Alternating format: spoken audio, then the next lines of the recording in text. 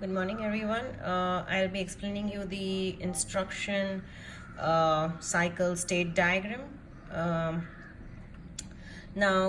this is extracted directly from page 460 from Starlings, and I'll be showing you the different stages that are being drawn here and the reason why they have drawn. So this is a simplified version. The actual version will be this. You will be using this version to draw an exam, and of course the explanation for this is given on the pages next to them, but I'll be just explaining you the simpler version, and then we'll see how the transition goes to the actual diagram in the book.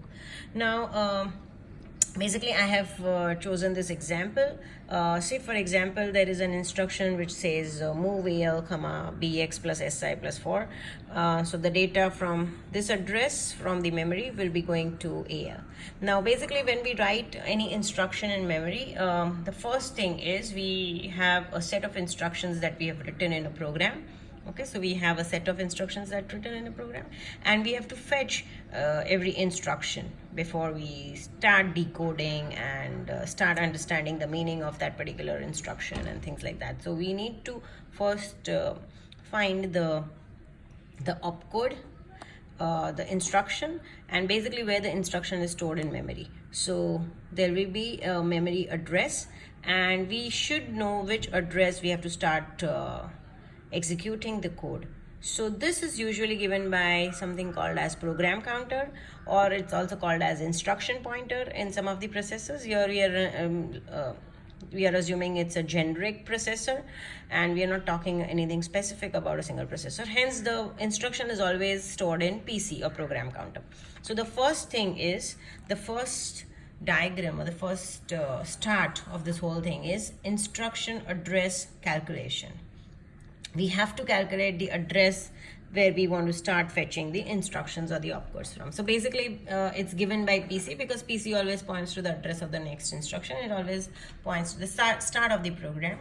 So the microprocessor will first thing that it will do is calculate the address from where we want to start fetching the instructions. Suppose I've got the instruction say 4000, and from this memory location 4000 I want to extract my whole code that's written in this area. So once I have calculated the instruction, there's an upward arrow here. So once I've calculated the instruction, I'll start fetching the instructions. That means the instructions start coming into the processor. Now the first instruction came in. Suppose the first instruction was move instruction. Okay, so we will not move will not come into the microprocessor. There'll be a binary equivalent of move command which will be going into. So suppose the number is say 1011. So whenever the number 1011 comes into the computer, comes into the processor, we know that it's nothing but the move instruction. So we have to decode the instructions. If it's an add instruction, the mnemonic for add will be given. So any opcode that we are using, the mnemonic will be given into the processor, and they have to understand. So it goes to IR and ID, and basically the instruction will be decoded. We try and understand what is the meaning of this instruction. So after address calculation, we fetch instructions and then we decode the instructions. We understand. Okay, suppose we understood that the instruction is move instruction, then we know that the next thing that we require is the different operands. That means we in move command, say for example if it's a move command, we need either a memory address or we need an name of a register and then followed by some data. So we need to wait, or we need to find out the address of the operands. So suppose this was the operand, so this is stored in the next memory location. So we will find out or calculate the address of the operand, and then we will fetch the operand. Okay, assuming if it's only one operand, after fetching the operand we come back here. In case we have multiple operands, so this will be multiple times if we have multiple operands. Okay, if we have one operand, we got the operand. After getting the operand, we do the execute the data operation. So suppose I had two numbers, I had to add two numbers. One number was already in the accumulator, the other number I got it from this particular cycle. So I will just, or it was an immediate addressing mode, so I say add a comma 13, so adding the number 13 to a, say for example, and in that case you will just do execute the data operation. So you are just doing the add command or the basic addition operation which takes place here. Okay, now after the addition is done, we don't keep, the accumulator will not hold the data. So it will want to store the data at a particular location. Okay, there is absolutely no chance of having say that only the data remains in accumulator. It has to be stored somewhere. It has to be stored either in a memory location or in a register. To do that, we will, if it's a memory location, we have to find the address of the memory location. So there is destination address calculation which is required. So we calculate the address of the, suppose if it's index addressing mode, and in that case we have BX plus say SI plus 10. So we have to calculate, we have to add these three numbers and then calculate the address, and then that's what denotes by this particular box here. After that, we will of course store the result, and after storing the result, the whole instruction is complete. So we go back to the start again, and PC is already incremented by 1, so we start fetching the next instruction.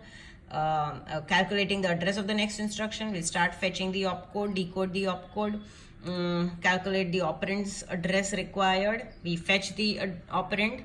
If it's a multiple operand, if we have 2-3 operands in a particular instruction, we'll fetch all of them and only then we start. So suppose if it's a add CL comma DL, so if there are 2 operands, we'll fetch both of them. So this goes back and forth until and unless that, after that only it will be having executing the data operations. If it's an add command, subtract command, increment, depending upon whatever is the execution or whatever is the operand. And after that we calculate the address, we store the address, and then we repeat the cycle. Again, if there are multiple locations in which the data calculated has to be stored, so suppose the data is 64-bit, it cannot be stored in one cycle. There are 2 cycles which are required. So again, at this point, there will be multiple cycles which are required to store the result. After every time, we'll calculate the next address where we want to store the result, increment the address, and then store the result. And after that, we come back to the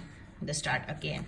So if you see my the actual diagram, it is similar. First we calculate the address of the next instruction. So this is the point where PC becomes PC plus 1.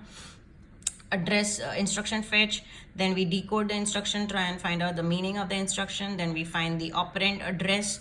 So the operands have been fetched, and if there are multiple operands, we keep on repeating that. If there is only one operand, we fetch that, and then we go to data operation. So the actual addition, subtraction, incrementing, actual data calculation, or any logical instructions would take place here. Then we calculate the operand address, so basically the destination address where we want to store the result, and then we store the result. Again, if there are multiple operands in the result, we will be storing for those many addresses, and we calculate those many addresses. So here again you have multiple results.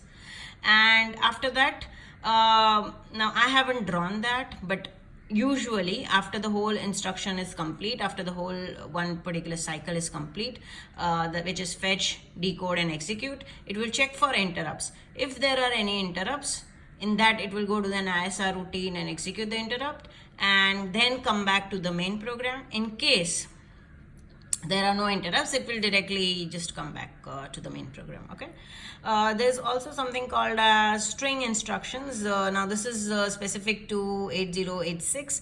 We have string instructions, so we have a set of data from a source destination, and we want to transfer it to so source address to destination address. There's a huge chunk of data that you want to transfer.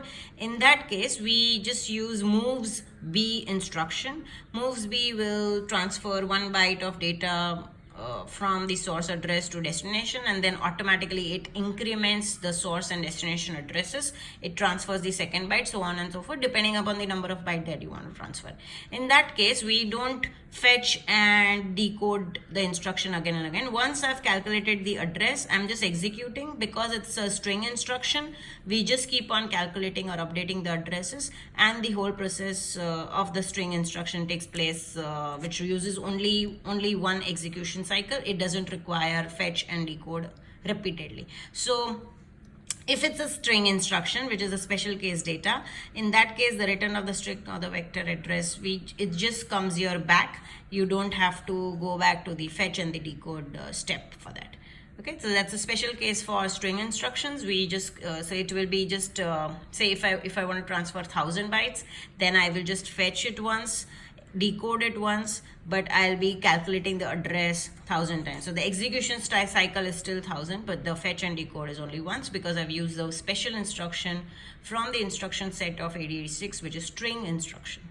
Okay, I hope you have understood this. If there's any question, you can ask. Thank you. Bye bye.